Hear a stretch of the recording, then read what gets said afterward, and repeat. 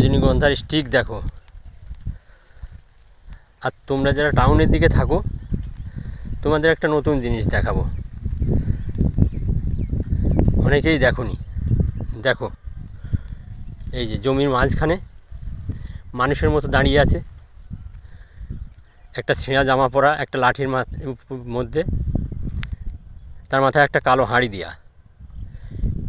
এটাকে বলে কাকতাড়ুয়া, যেটা তোমরা হয়তো নাম শুনেছো, দেখোনি, আজকে দেখে নাও। এই যে কাকতাড়ুয়া, এটার কাজ হচ্ছে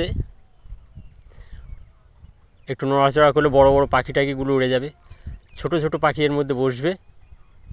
তাতে কি হবে, জমিতে যে পোকা মাকড় থাকবে ওরা খেয়ে ফেলবে, তাহলে পোকার উপদ্রব অনেক কম হবে। দেখো, দেখে নাও, এই হচ্ছে সেই কাকতাড়ুয়া। দেখো।